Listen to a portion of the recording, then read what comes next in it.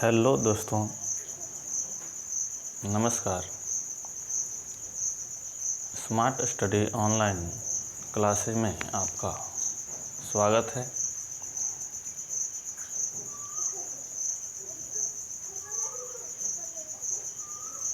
आप लोगों को कल मैंने डिटर्मिनेंट का कुछ क्वेश्चन करवाया था,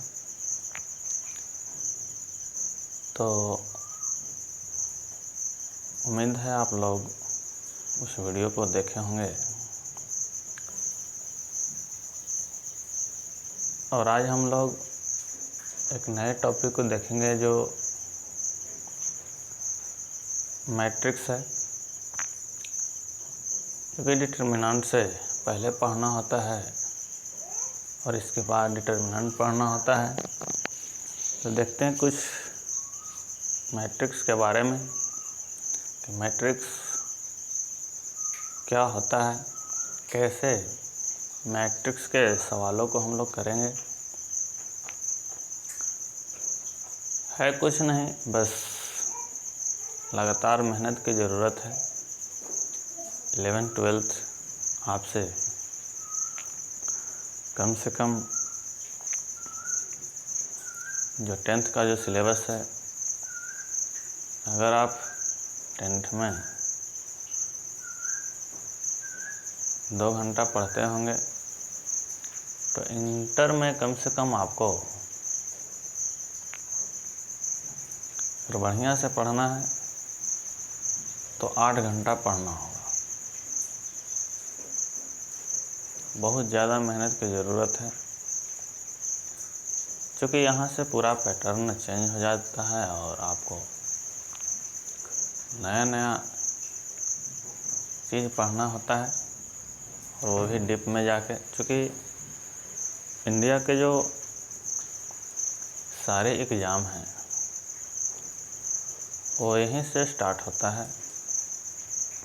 जो बड़ा बड़ा एग्ज़ाम है, IIT हुआ, JEE हुआ,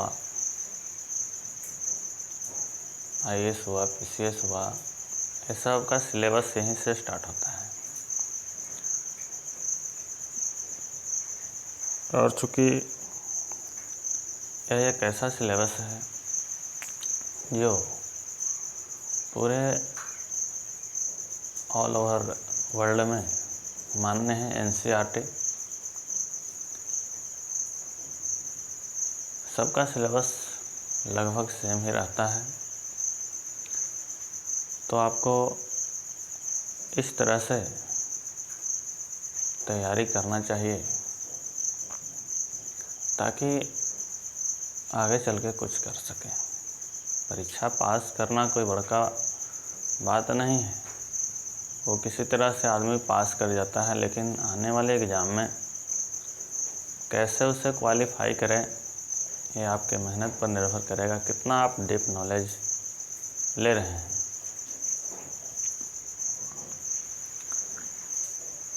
टेंथ वाला बात नहीं है कि आप किसी तरह से पास कर गए तो आपका एडमिशन इंटर में हो जाएगा।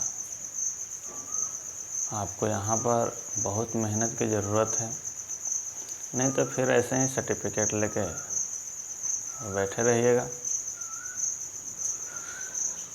मेरा काम है आपको गाइडलाइन करना, बाकी आप क्या करेंगे आप खुद निर्णय लें। तो देखते हैं, टॉपिक है मैट्रिक्स, जिसका हिंदी होता है अवयव।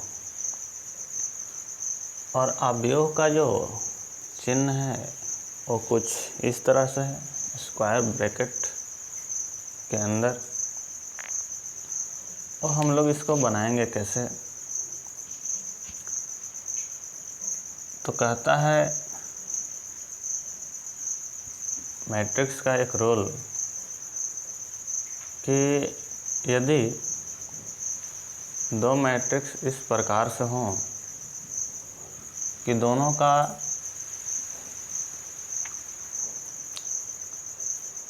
अवयव बराबर हो तथा दोनों में रो और कॉलम की संख्या भी बराबर हो तो हम लोग उसे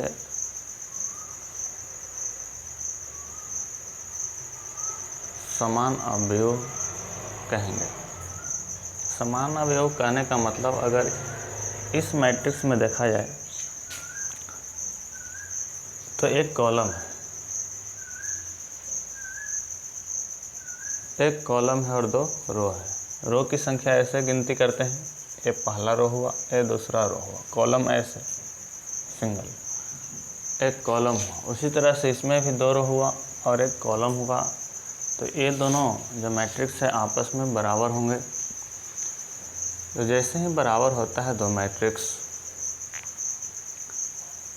तो उसके संगत अवयव भी बराबर होते हैं। जैसे इसके बराबर में ये और इसके बराबर में ये। कैसे होगा बराबर यहाँ से? तो x minus y is equal to 2 और x plus y is equal to कितना? 8। ध्यान देंगे कि 2 मैट्रिक्स तब बराबर होंगे जब उनके संगत अवयव जो है बराबर होंगे। मतलब इसमें भी 4 है तो इसमें भी 4 होना चाहिए, 2 रो है तो इसमें भी 2 रो होना चाहिए, इसमें 2 कॉलम है तो इसमें भी 2 कॉलम होना चाहिए, तब दोनों मैट्रिक्स आपस में बराबर होंगे। तो इसे हल करने के लिए उनके संगत अवयव को बराबर कर देते हैं। जैसे इसके बराबर में ये और इसके बराबर में ये। अब इसको हल करेंगे तो यहाँ से ये कट जाएगा और 2x बराबर 10, तो x बराबर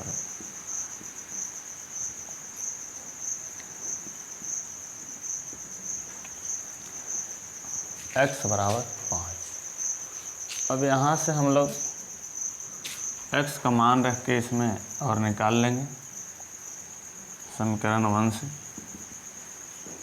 तो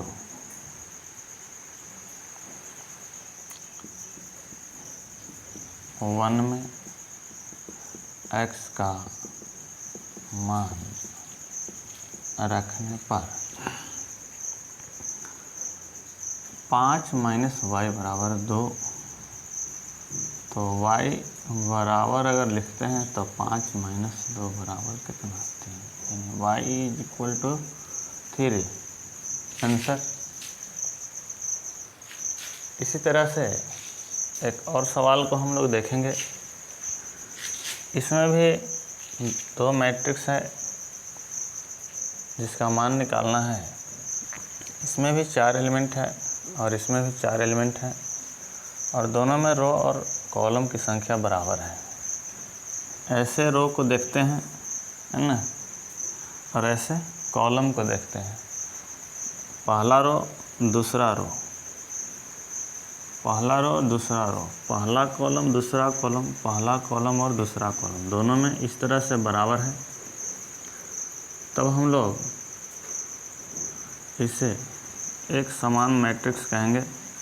और जब एक समान मैट्रिक्स हो जाता है तो दोनों मैट्रिक्स के संगत अवयव को बराबर करते हैं। संगत अवयव कहने का मतलब इसके संगत में ये है और इसके संगत में ये है, इसके संगत में ये है और इसके संगत में ये है, आपस में बराबर होंगे। यानी यहाँ से जो x का जो मान आएगा 2, x का मान 2, y का मान 3, z का मान 4 और w का मान 8। ऐसे ये आपका आंसर हुआ। इस तरह से हम लोग मैट्रिक्स को बनाते हैं और इसमें भी कई सारे रूल हैं, नियम हैं, आगे चलकर जो पढ़ना है। अभी आप लोग को छोटा छोटा वीडियो बनाकर दे रहे हैं ताकि समझने में परेशानी ना हो। एक से एक चीज़ पढ़ना है आपको। इंटरमीडिएट में पढ़ेंगे आपको लगेगा कि नहीं कुछ हम भी हैं इस दुनिया में, अगर बढ़िया से पढ़ते हैं, इंटर का सिलेबस पूरा इतना सारा चीज़ पढ़ना है कि क्या कहें। यहीं से आदमी जो है ना ज़िंदगी में कुछ कर पाता है, अगर बढ़िया से पढ़ता है तो आप लोग मन लगा कर पढ़ें, किसी के बातों में ना आए, और यही सही वक्त है एक अच्छे टीचर का चुनाव करने का। सही टीचर को चुनें और एक अच्छे लेवल की तैयारी करें। जय हिंद दोस्तों, मिलेंगे फिर अगले क्लास में। और एक और बात सूचना दे दूं कि सभी विषयों की तैयारी यहाँ पर आपको कराई जाएगी, या तो साइंस रहे या आर्ट्स रहे। आपको 500 नंबर का